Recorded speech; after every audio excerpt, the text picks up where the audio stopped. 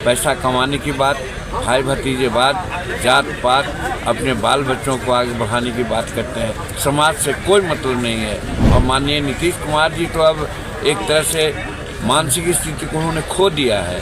क्या बोलते हैं आप जानते हैं कि अभी हाल में कोई भी पब्लिक मीटिंग में उनको बोलने नहीं दिया जा रहा है। फौरन से पेशतर अगर बिहार के 13 करोड़ जनता को बचाना है तो यहाँ राष्ट्रपति शासन लागू करें और नीतीश कुमार जी को हटाने का काम करें। देखिए, ये सौभाग्य की बात है और जहानाबाद के साथियों को हम बहुत बहुत धन्यवाद देते हैं कि पटेल साहब जिनको लोग विसारने का काम किया था, आज उनका नाम उजागर करने के लिए जहानाबाद के ऐसे अंचल में आज रखा गया है उनके पुण्यतिथि। इसके लिए बहुत बहुत धन्यवाद हम देते हैं। और पटेल साहब, हम समझते हैं कि दुर्भाग्य रहा हिंदुस्तान का कि अगर पटेल साहब को वाकई तरजीह दी जाती और भारत के प्रधानमंत्री प्रथम बन गए होते तो आज हिंदुस्तान की जो स्थिति है वे नहीं रहती और कहीं आगे और बढ़ती। ये सौभाग्य है पटेल साहब के बाद नरेंद्र मोदी जी आज उनके स्थान को पूरा करने में लगे हुए हैं। और यही कारण है कि जो भारतीय झंडा, जो तिरंगा है,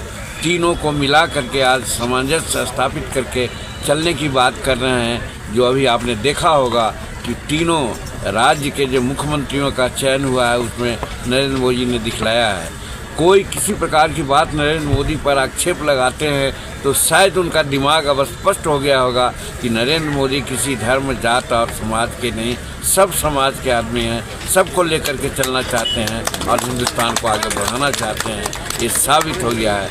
ऐसे संदर्भ में हम पटेल साहब को याद करते हैं और पटेल साहब की आत्मा का आशीर्वाद ही है कि नरेंद्र भाई मोदी जी आज ऐसा काम कर रहे हैं अनूठा, जिससे कि देश आज, जैसा आप जानते हैं कि हमारा देश का आर्थिक स्थिति 15वां और 14वां स्थिति में था, आज आर्थिक स्थिति में 5वां आ गए हैं। और नरेंद्र मोदी जी का पक्का इरादा है, निश्चित है, उन्होंने कर दिया है कि 2024 में हिंदुस्तान विश्व का तीसरी अर्थव्यवस्था होगी। तो आप सोच सकते हैं, एक बार मौका हम लोग नरेंद्र मोदी जी को जो देने ही जा रहे हैं 2024 में, तो आप देखिएगा कि 2030 में हिंदुस्तान संसार का प्रथम अर्थव्यवस्था हो जाएगी। इससे बढ़कर के और क्या हो सकता है। तो मेरा कहने का मतलब है कि जिस काम को पटेल साहब करना चाहते थे वो काम और लोगों ने नहीं करने दिया और उस काम को आज नरेंद्र भाई मोदी जी पूरा करने जा रहे हैं। इसलिए नरेंद्र मोदी जी के प्रति हम आभार व्यक्त करते हैं। मान लो नीतीश भी कहते हैं कि हम पटेल जी के अनुयायी हैं और उनके